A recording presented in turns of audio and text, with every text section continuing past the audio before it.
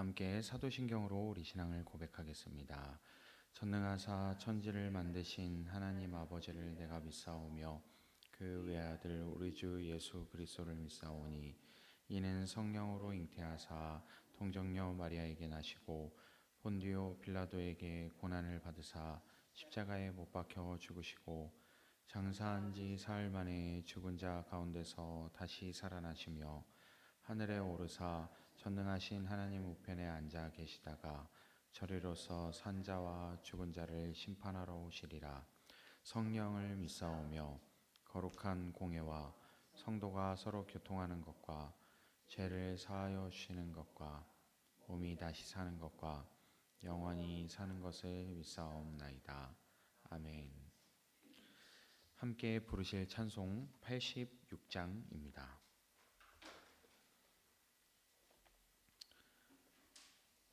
찬송 86장 내가 늘 의지하는 예수입니다. 찬송가 86장 함께 찬양하겠습니다.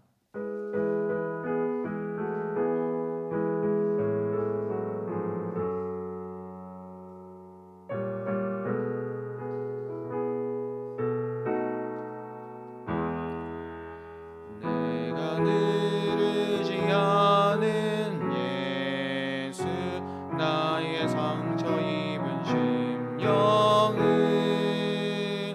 불쌍하게 여기사 위로하여 주시니 미쁘신 나의 좋은 친구 내가 의지하는 예수 나의 사모하는 친구 나의 기도 들으사 응답하여 주시니 미쁘신 나의 좋은 친구 주의 손 의지하고 살 때 나를 해할 자가 없도다.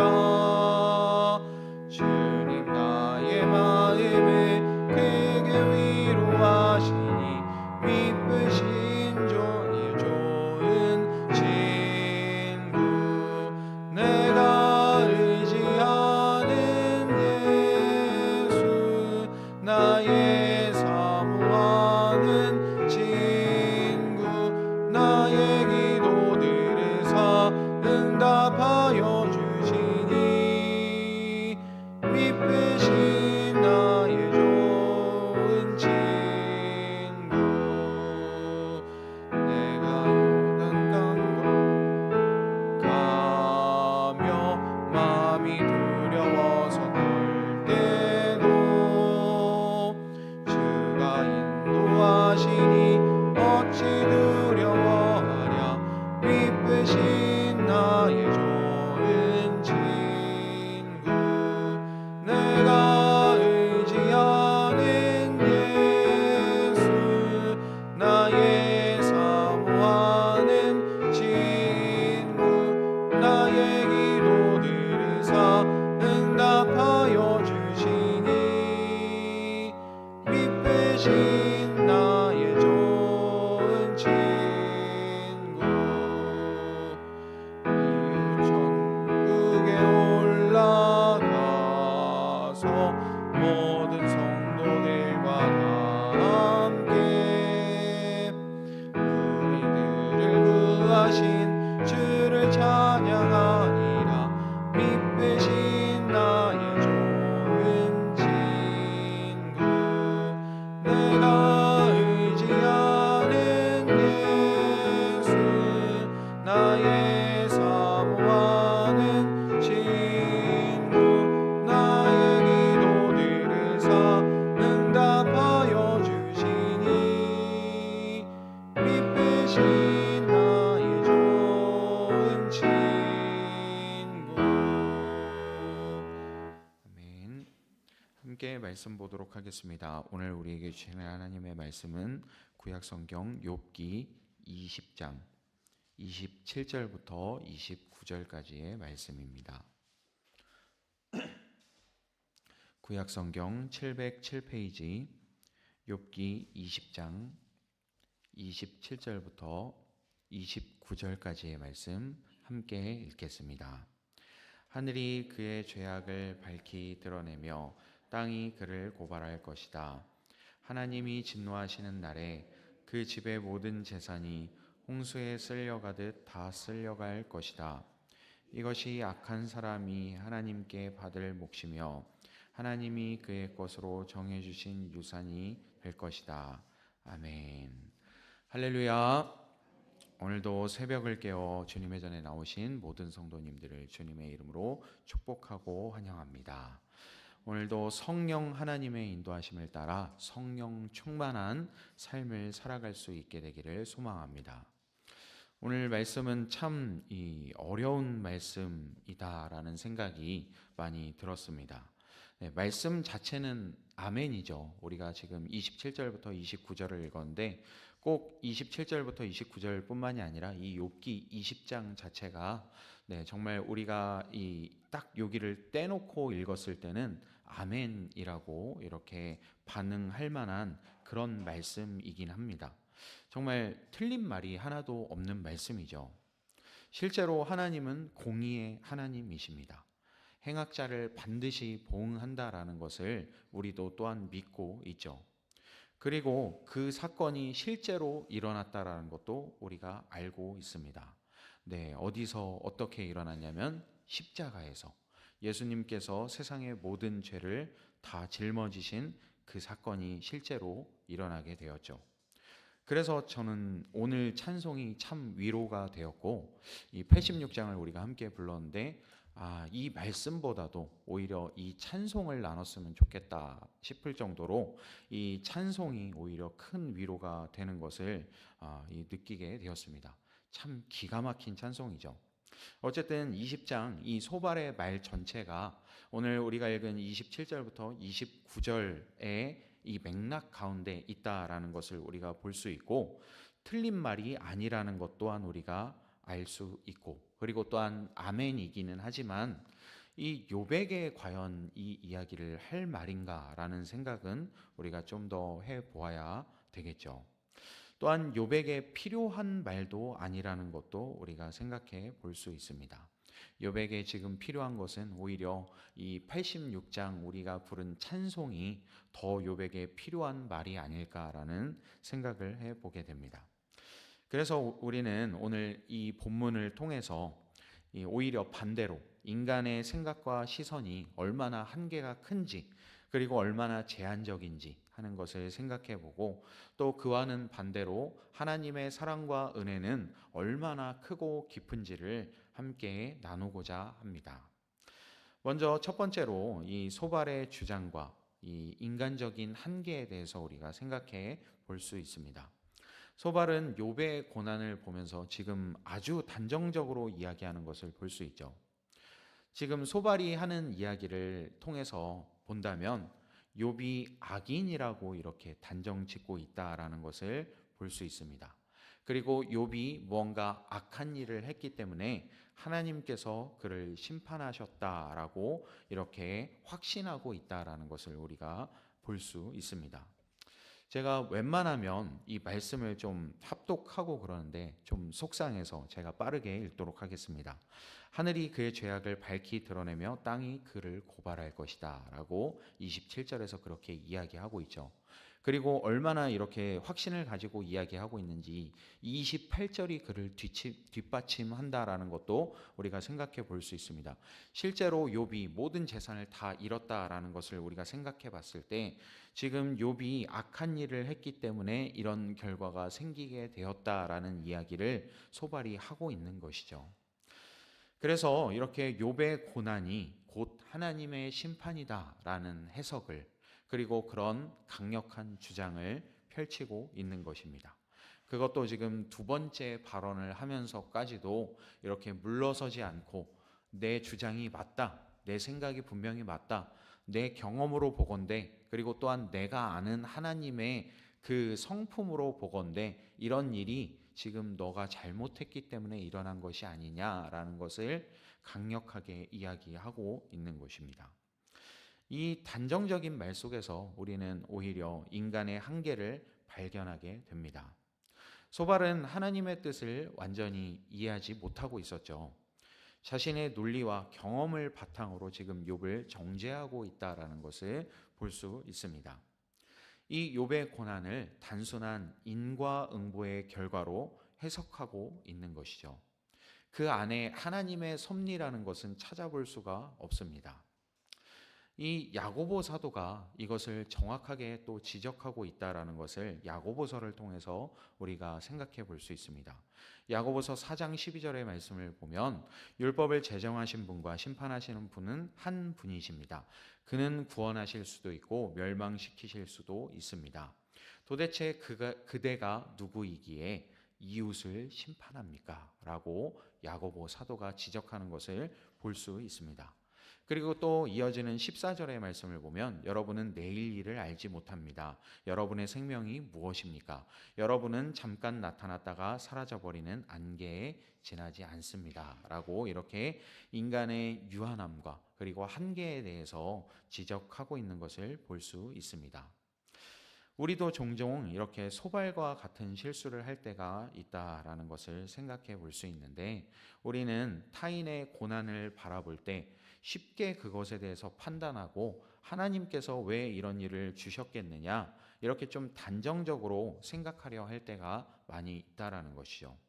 하지만 하나님의 계획은 우리가 생각하는 것보다 훨씬 더 크고 복잡하고, 그리고 또한 이 복잡한 인간 세상에서 일어나는 일을 완전하게 다스리고 계시다라는 것을 우리는 기억해야 합니다. 그래서 이 소발의 논리와는 반대로 하나님의 은혜가 얼마나 더 크고 놀라운지를 오늘 말씀을 통해서 우리가 좀 생각해 보고자 합니다. 소발의 논리가 인간적인 면에서 보면은 참 타당한 말처럼 보일 수가 있죠. 심지어 말씀과 부합하는 면도 분명히 있습니다. 하나님께서는 그렇게 의롭게 심판하시는 분이시다라는 것, 공의로 세상을 다스리는 분이다라는 것을 우리가 생각해 볼 수 있는데, 그런데 소발은 단순히 하나님께서 인과응보의 법칙을 넘어서서 또한 사랑으로, 은혜로 다스리고 계시는 분이라는 사실을 이해하지 못하고 있죠. 욥의 고난은 단순한 하나님의 심판이 아니라 하나님의 섭리 속에서 일어난 시험이었다라는 것을 소발은 바라보지 못하고 있습니다. 그래서 하나님께서는 욥을 통해서 이 믿음의 순수함과 인내를 드러내시고 결국 욥을 회복시키신다라는 것을 우리는 욥기 마지막에 가서야 알 수가 있습니다. 그것을 어떤 것을 보면 알 수 있냐면, 욥기의 마지막 42장을 보면 욥의 소유가 이전보다 배나 더 많아졌고, 그리고 아들 7과 딸 3뿐만이 아니라 여러 가지 소유들, 낙타와 양과 이런 가축들도 이전보다 훨씬 더 많아졌고, 심지어 그 딸들은 이 땅에서 그 어느 누구보다도 더 아리따웠다라고 이야기를 하며, 그 뒤에 욥은 140년이나 더 살면서 아들과 손자들 4대를 보았다라고 이야기하고 있죠. 네, 이렇게 하나님의 섭리가 이 욥의 고난에서 그치는 것이 아니라 욥의 믿음과 의로움을 또 하나님께서 인정해 주시고 이전보다 더 큰 축복을 주신다라는 것을 우리가 볼 수 있습니다. 우리는 여기서 중요한 교훈을 얻을 수가 있는 것이죠. 하나님의 사랑은 우리의 이해를 초월하는 사랑이다라는 것입니다. 지금 당장의 우리의 시선으로 하나님의 사랑과 은혜를 판단할 수가 없다라는 것이죠. 때때로 고난을 겪으면서 우리가 그 속에서 하나님이 나를 버리신 게 아닌가, 왜 이렇게 내 기도를 안 들어주시는가 라고 이렇게 생각할 수 있지만, 하나님은 결코 우리를 버리시지 않는다라는 것을 볼 수 있습니다. 하나님께서는 고난 속에서도 우리를 돌보시고 결국 선한 길로 우리를 인도하시는 분이다라는 것을 우리가 잊어서는 안 됩니다. 그렇다면 우리는 욥의 고난을 어떻게 바라보고 이해해야 할까? 그리고 또 욥이 아니라 우리의 인생 가운데서 이 당하는 고난이 분명히 있는데, 그러면 분명히 우리가 예수님을 믿었는데, 예수님을 믿는 자, 하나님을 의지하는 자, 반드시 형통하게 된다라고 성경에서 그렇게 이야기하고 있는데, 예수님을 믿는 내 삶이 왜 이렇게 안 풀릴 때가 있는 것인지, 왜 이렇게 고난스러울 때가 있는 것인지, 우리가 이 고난을 어떠한 관점에서 바라보아야 할까라는 것을 좀 나누고자 합니다. 먼저 첫 번째로는 고난을 단순한 하나님의 심판으로 해석해서는 안 된다라는 것을 오늘 말씀을 통해서 우리가 기억해야 합니다. 하나님께서 허락하신 고난에는 깊은 뜻이 있다라는 것이죠. 욥의 경우처럼 때로는 우리의 믿음을 연단하시고 더욱더 순결하게 하시려는 하나님의 계획이 있을 수 있다라는 것을 잊어서는 안 됩니다. 어느 한쪽으로 해석하려 해서는 안 된다라는 것이죠. 그리고 또 한 가지는 너무 영적으로 해석해서도 안 된다라는 것입니다. 이를테면 불의의 사고를 당했을 때 그것이 하나님께서 과연 나를 뭔가 시험하기 위해서 일부러 주신 일이겠는가 하는 것을 우리가 생각해 볼 수 있다라는 것이죠.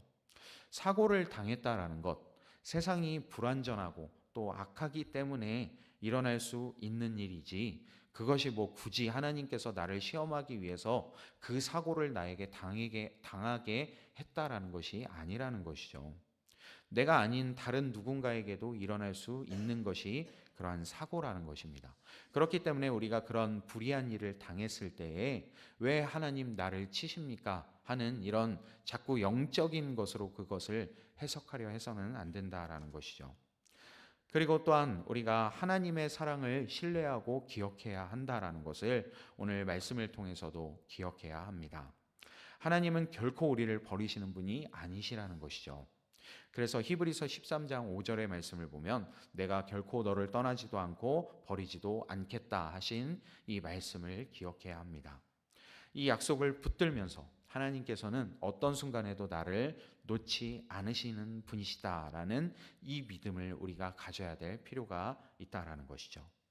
그리고 더 나아가서는 나의 고난뿐만이 아니라 타인의 고난을 우리가 만나게 되었을 때에도 우리가 소발처럼 타인의 고난을 보고 쉽게 정죄하고 판단하려는 이 마음을 내려놓고 하나님께서 이 사람을 어떻게 인도해 주실지를 우리가 알 수 없기 때문에 우리가 판단하고 정죄할 것이 아니라 오히려 그 고난 가운데 사랑과 위로로 다가가야 한다라는 것을 기억해야 합니다. 우리가 아까 부른 찬송처럼 우리의 삶을 만져주시고 위로해 주시는 예수님, 그 예수님의 모습을 본받아서 우리도 어려움을 겪은 사람, 불의한 일을 만난 사람에게 다가가 위로를 건네줄 수 있어야 한다라는 것입니다. 이제 말씀을 맺도록 하겠습니다. 오늘의 말씀을 통해서 우리는 인간의 한계를 깨닫고 그리고 오히려 크신 하나님의 사랑과 은혜를 다시금 묵상하게 됩니다. 우리의 시선은, 우리의 생각은 한계가 크지만 하나님의 계획은 완전하시다라는 것을 우리가 믿음의 눈을 들어 바라볼 수 있게 되기를 소망합니다. 그래서 고난 속에서도 하나님을 신뢰하면서 그리고 또한 나의 고난뿐만이 아니라 타인의 고난을 바라볼 때에도 사랑과 긍휼의 마음을 가지고 바라볼 수 있게 되기를 소망합니다. 그래서 하나님은 언제나 나와 함께 하시며 결국은 나의 삶을 선한 길로 인도하신다는 이 말씀을 기억하며 붙잡고 우리의 삶을 주님께 온전히 맡겨드릴 수 있는 저와 여러분의 삶이 되기를 주님의 이름으로 축복합니다. 잠시 기도하겠습니다. 사랑과 은혜가 충만하신 하나님 아버지 감사합니다. 오늘 말씀을 통해서 우리의 시선이, 우리의 생각이 얼마나 한계가 크고 그리고 또 얼마나 짧은지를 다시 한번 돌아보게 하시니 감사합니다. 나의 생각과 나의 경험, 나의 의지와 판단을 내려놓고 하나님을 바라볼 수 있는 우리의 삶이 될 수 있도록 인도하여 주옵소서. 그리하여서 내가 어떠한 고난을 당할 때에도 그리고 나의 이웃이, 나의 가족이 어떠한 고난을 당할 때에도 그 속에서 쉽게 판단하고 정죄하려는 마음을 모두 다 내려놓고 우리가 오히려 하나님을 더욱더 찾을 수 있도록 인도하여 주시고 예수님의 사랑과 은혜를 기억할 수 있도록 인도하여 주옵소서. 실제로 예수님께서 우리의 이 모든 불의한 것들을 가져가기 위해서 십자가를 지셨다는 것을 기억합니다. 이것을 우리가 기억하며 우리의 모든 죄악과 불의를 가져가신 예수님을 바라보고 붙잡으며 우리의 삶 가운데서 당하는 고난을 하나님의 시선으로 바라볼 수 있도록 인도하여 주시고 더욱더 우리의 삶을 하나님께 맡겨드리며 또한 주님께서 이루실 선한 일을 기대하고 소망하는 우리의 삶이 될 수 있도록 주님 은혜 내려 주시옵소서. 주께서 함께 하시고 우리를 승리의 길로 이끌어 주실 것을 믿습니다. 감사합니다. 우리 주 예수 그리스도의 이름으로 기도합니다. 아멘. 하늘에 계신 우리 아버지여, 이름이 거룩히 여김을 받으시오며 나라에 임하옵시며 뜻이 하늘에서 이룬 것 같이 땅에서도 이루어지이다. 오늘날 우리에게 일용할 양식을 주옵시고 우리가 우리에게 죄 지은 자를 사하여 준 것 같이 우리 죄를 사하여 주옵시고 우리를 시험에 들게 하지 마옵시고 다만 악에서 구하옵소서. 대개 나라와 권세와 영광이 아버지께 영원히 있사옵나이다. 아멘.